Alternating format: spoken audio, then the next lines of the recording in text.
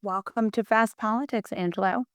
Thanks for having me. I want you to talk about this legal battle that you guys have been in, which is basically the legal battle that all of us are going to be in the media, right? Talk us through exactly what happened and where you are right now. Yeah, I mean, I think what makes this significant is exactly what you said in the intro. It's not just a lawsuit, right? It's not we're not just getting sued by Twitter, or X, whatever. That itself would be a hefty thing, right? And we've seen that type of action play out all the time, to devastating consequences, even if it's designed to suppress participant speech, right? But this is so much different and bigger than that. And I think it's hard for people to really understand and appreciate what's happening because this all started back in 2023. And we don't have to get into the mechanics. We published reports. We got sued for the reports by Twitter. But beyond that, and this is why it's turning into a significant battle for all of us, is that when that took place, Stephen Miller encouraged Elon Musk publicly to encourage Republican state AGs to launch investigations into media matters that were parallel to the litigation. And that happened. Ken Paxton launched an investigation. Andrew Bailey launched an investigation from Missouri. And the way that those investigations play out typically is that they launch an investigation. You then argue about whether or not you're going to give them the documents. Eventually, they go to state court. They sue you in state court. And you eventually either win or lose, but you have to go through this protracted battle there. We sort of knew that there was a new playbook being written. This is before Trump got elected. And because this is what we do. We literally live in these fever Right. swamps. So we did something proactive. We said, wait, we can't fight this out in a multi-front war. We have to actually be really engaged and sue the AGs to shut that down. Right? We need to actually start developing new laws to this playbook. So that happened. But so the litigation was in, X is suing us in Texas, also suing us in Singapore and Ireland, threatening to sue us in the UK. That's the civil litigation. Then there were state attorney general investigations. We have been successful there. We won. The court agreed that it was a campaign of government harassment. We won against Ken Paxton. Andrew Bailey lost and then asked to settle with us. He has to settle with us. Paxton appealed to the DC Circuit Court. We just won that victory back in May. So those are gone. But then Trump got elected. Stephen Miller is now the deputy chief of staff. All of these MAGA figures are spread around government, and we've seen them weaponize government against a whole bunch of media properties and other civic institutions. The FTC launched an investigation into media matters as well that was very similar to the state AG investigation. And so in totality, and this is part of the calculus that we see with even the media companies, it's not just, oh, it's a really bad civil lawsuit and nobody wants to fight it. Yeah, nobody wants to fight it because civil lawsuits suck. But what everybody forgets when they talk about CBS and ABC and Paramount is that in the first week in office, Trump's FCC commissioner, Brendan Carr, launched investigations into all of these media properties, the same Right. types of investigations we're receiving now. And the idea is it's a 1-2 punch. You drain people, you drain resources in civil litigation, you leverage federal and government power for rapid investigations, and then all the potential consequences that could flow from that. And Right. by leveraging those two things hand in hand, you have a lot of leverage. They have all the cards. That's right. And so I think that's the big picture here. And everyone is folding. Everyone is Right. folding, and we're fighting. So it's gonna suck. We are definitely bruised. We've done a lot of big work and good work, so I'm not discounting that, but I'm not gonna hide either. We're bruised, but we're still fighting. And the last thing I'll say on this, but I think I keep thinking about this comment that Steve Bannon said in a PBS interview last week. He was talking about the fact that the reason why they're doing all that they're doing is, and why they're going to win, is because everyone's going to fold. And he points to every Right. civic institution, Right. law firms, right, media, Right. education. And Right. his point is, you just don't have the stomach for a fight. Well, we do. Right. And I think that, and if we don't fight, then everybody else will then receive the same type of attack. It's Right. inevitable. Right. And, Right. Right. that's it. So that's the summary. I mean, they're building a new playbook, and we're really on the front line of that. Yeah, and I think it's I mean, Steve Bannon is quite smart, and he is absolutely knows exactly how to get what he wants, and we're watching it happen in real time. And the thing that I'm struck by which is so crazy in this whole thing, is that they're trying to silence people. And why I was so glad that you did this article in the New York Times where you talked to them about this, or where you were engaging with this, Yeah. is that a lot of this stuff is going on and nobody knows. Yeah. Because it's scary. That's the other part about it. It is. I always tell this to my staff, and people say, history doesn't have a lot of heroes. That's why we know about them, right? Because people's natural reaction when you're under attack is to duck and cover, or when the people around you are under attack is to duck and cover. It's an honest and understandable reflex. And so when you are under attack in this level of intensity, especially for an organization like ours, I mean, the Schadenfreude of us, Yeah. even is like the right just could not be more excited, right? I mean, the Right. Schadenfreude is there, but when you put that to the side, it's like they have not just civil litigation, so all the expansive discoveries against the world's richest person, but now the federal government sniffing around. And again, there are people involved in these investigations that a year ago were outside in model world telling my staff and me that they were going to put us in the gulags if Trump got Yeah. elected, sending us Yeah. notes that they were going to put us in jail. And now they're in power, doing the Yeah. very thing that Janine Pirro is the U.S. attorney who Yeah. will be deciding whether or not to prosecute us.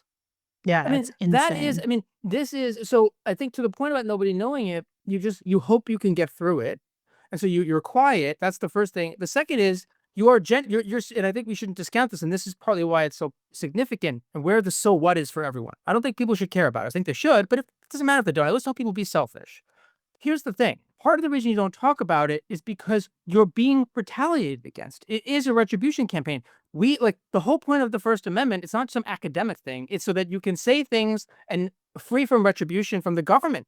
This is literally Right. them doing it brazenly. And Right. if you look at history and look at recent history in places like Hungary and El Salvador, Right. where lawfare is very effective, you close off civic spaces by making an example out of a few in individual sectors, and you shrink what is acceptable. Are people going to do the same thing? Are they going to be as willing to criticize and be vocal as we have been? Of course not. They'll self-censor to avoid the types of assault that we're experiencing. That's the other part, is like there's a genuine concern that the more you talk about it, even internally when we have these discussions, we very rarely engage on it. Even now, I say no to discussions about it publicly more than I say yes, because I know that anytime I say something, it will lead to more letters, more demands, more attacks from the government and elsewhere, and potentially more consequences. And it's worse. And this is the last thing I'll just say on this. It's spun up, is that we're not just doing this in a vacuum like in a video game where we have all the money we need to do this fight. Right. If imagine this thought experiment where George Soros and Barack Obama got together to leverage money and the government against Charlie Kirk 6 years ago, Right. 8 years ago, it would be the biggest thing in the world. Yeah. He would be swimming in cash because the right wing would never allow that Right. tactic to be legitimized, right? But the left has not done that, right? What they think Right. that they've tried to, and I don't just mean individuals, I mean like the foundations, the places that are celebrating that they raised $250 million to protect civic spaces. Everyone is saving it for a rainy day while standing in 2 feet of water. I mean, the water is up Yeah. to their knees. And they Yeah. are talking about how they're saving these resources for a rainy day. And that's the real tension here, I think, is that Right. you're not just being asked to do it, you're asked to engage in an environment where you're on a razor thin amount of resources. Yeah, and also that there's a certain denial, right? People don't Yeah. wanna see what's happening. It's scary, Yep. and what I've been so struck with, the difference between Trump 1.0 and Trump 2.0 is Trump 1.0, the reason why Trump wasn't able to do a lot of stuff was because there was a resistance. Yeah. And then we were told that the resistance was cringe and that nobody wanted to resist, and so nobody resisted, and now the voting public is furious. I mean, I everywhere I go, normal people are like, "What the fuck? Why aren't people doing anything?" I And you have to know. say, "Well, look, we had this intellectual conversation. We decided resistance was cringe. I'm sorry, I don't know what to tell you, but the trends have changed." I mean, it's an Yeah. insane way to be, and especially when we can see Russia and Hungary and all the different places where this playbook has worked, it's kind of wild. It is, and I think, you're totally right that I think about that comparison a lot too, because I think about what it means and about how much people have already internalized where we're going, and some of it is that people have already given up. And the two things that I take away from this is, one, I constantly remind myself that today will be the freest day we feel, that every day we will feel less safe, less free, less secure, unless we intervene, right? The only way to Yeah. slow that down is to fight, Yeah. is to defy and to stand on very basic principles like the First Right. Amendment. And Um, by fight, what we mean is fight for our First yeah, Amendment rights. I mean, we totally. don't mean fighting in any sense other than continuing with the First Amendment rights Yeah, that we have that are being stripped away from us by this government. that's right. Advocate is what I would Yeah. say, right? Instead of fight, Yeah. should I say advocate? And the second thing is that it's that in a way, 2017. If we were doing this all over again and this same stuff was happening to us, people wouldn't have taken it as seriously, and we would be a cause celeb, maybe. We'd be because it would be like part of this badge of honor thing. But now, in a way, Right. people have internalized. Oh, this is different. This is darker. They're serious Yeah. now, and Yeah. I think that's the fear. The fear has sort of already started to set in, and the thing that I feel is important to consider is that power perceived is power achieved, and they're Yeah. still in the perception place right now. They're doing this on purpose to Right. create a sense of inevitability. Yeah. I think that's a really good point that this is power perceived as power achieved, and that this is all a kind of shell game at this minute, right? They don't have the power. They certainly don't have. It's a humongous country filled with most people are not on board with this. Much of the voting public is still wants the Epstein files released. I mean, Right. Yeah. they're Yeah, not even in totally. this conversation. Completely. So yeah. So I think that's a really good point. So Elon and Trump together were this unbelievably powerful force. Elon is no longer in the admin. He can no Sure. longer ask for favors. Yeah. Did you notice a change in the, because remember, your original lawsuit is Elon mad. Just explain to us the original, how you got on the wrong side of Trump's ire, so to speak. Look, I mean, what the original thing is, we published some articles about Twitter that they sued us about back in 2020, that Twitter sued us about back in 2023. That was when Um, Twitter was newly bought by Elon that's right. Musk. That's right. And, at that time, he was talking about us a lot. He was calling us the most Right. evil organization in the world. Right. And, Tucker was out there telling everyone the three greatest risks were the Washington Post, the German government, and media matters. And Right. I mean, like, it was this moment where it just felt like media matters needed to be stopped. And that's kind of what he fell into. Obviously, that overlaps with Musk's ascent into Trump world. The thing to consider about these individuals is that it's so much bigger than them. It's worth Right. remembering that Stephen Miller, who's now the deputy chief of staff, when he was outside of the administration and he was setting up his legal institute, received a significant portion of the funding for that institute from Elon Musk. Right? I mean, and so it's not just him. There's a whole Right. constellation of these individuals who are now in positions of power. So the fallout between Musk and Trump is real. But then in all these layers of government, you have people that have these sort of dual loyalties in a way, Right. or at minimum an affinity for both. They weren't forced to choose the side. Obviously Musk still has a lot of influence and juice, but that's how we sort of got on the radar. And look, I've been on Trump's radar for a long time. Media Matters has. I mean, all the way back before he was president. So it's not like it's a total, they don't have any sense that we're a target. I think the biggest thing is that we've made a lot of right wingers mad. And this is the thing to remember. It's more than 24 Fox News figures in senior administration officials. They all know us. It's like, and Dan Bongino, I remember when Dan Bongino was starting out as a podcaster, when he was a guest on Alex Jones's show, I used to read those flags. And then he got a podcast on NRA TV.